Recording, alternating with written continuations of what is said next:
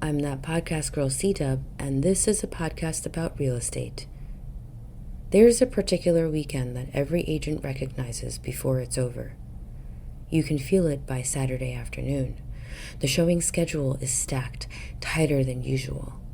Buyers linger longer in the driveway. Neighbors start watching the traffic. The listing agent's phone doesn't stop vibrating. The house hasn't changed, but the energy around it has shifted. By Sunday evening, the message goes out. Offers due Monday at noon. And now everyone settles into that familiar tension. Buyers go back to their spreadsheets. They pull up the recent sales again, even though they've already looked at them 3 times. The one down the block that sold quickly. The one that sat for 2 weeks. The renovated comp that might not really be comparable. Adjustments get debated across kitchen tables. Someone argues that the yard is worth more. Someone else reminds them that the roof is older. The list price is $825,000. It feels like a number with edges, but anyone who has been through this knows it's simply the entry point. One offer comes in at $840,000 with a standard inspection contingency and financing protection.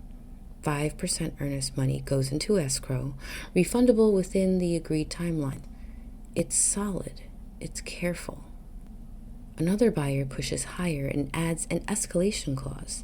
They're willing to climb in measured increments if someone else climbs first, up to a ceiling they've privately decided is their limit. They shorten the inspection window to signal confidence. Their lender has already reviewed their file closely. The pre-approval letter reflects that.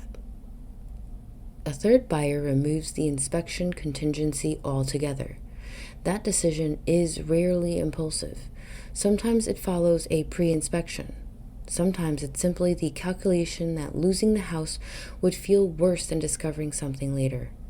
Their earnest money deposit increases, and part of it becomes non-refundable after certain contingencies expire. The message is clear. We are not walking away lightly. Okay, buyer 3, I see you. Another offer includes an appraisal gap clause. If the appraiser cannot support the contract price based on recent comparable sales, the buyer commits to bringing additional cash to closing to preserve the deal. It is a recognition of how lenders operate. Banks lend against value as determined by an appraiser, not against emotion. By Monday afternoon, the listing agent has the spreadsheet open. Price sits in one column, but it does not dominate the page or the idea. Financing strength matters. Contingency structure matters. Timeline matters. The seller isn't just asking who will pay the most. They're asking who will get me to the closing table with the least disruption. Agents know this part well. The highest offer can unravel during inspection.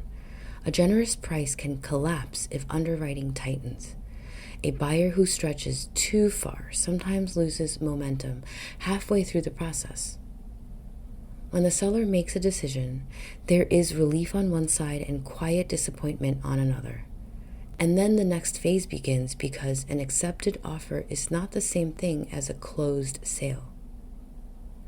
The inspection report arrives as a long document filled with photographs and line items, rarely catastrophic. Almost always negotiable. Credits are requested, concessions are discussed. The contract shifts slightly but holds. The appraiser walks through with a measuring tape and camera, comparing the property to recorded sales and making adjustments that reflect condition, lot size, upgrades, and timing. If the appraised value aligns with the contract, the lender proceeds. If it does not, the appraisal gap clause, or the buyer's liquidity, determines whether the transaction continues. Title is reviewed, liens are cleared, insurance is bound, and funds are prepared for transfer. Weeks after that crowded Saturday showing, the deed records with the county, and that number, the final price, becomes public record. It will appear in future comparative market analyses. It will inform the next listing strategy on the street. and it will quietly influence appraisers who walk that neighboring house months later.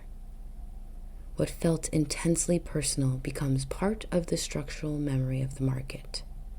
This is how value forms in residential real estate, through negotiation, through risk allocation, through financing constraints, and through patience. It is emotional in the moment and procedural in the record. The house stays in place. The number moves forward. If you have a story or a question you'd like to explore, you can reach me directly at ThatPodcastgirl Cdub@gmail.com.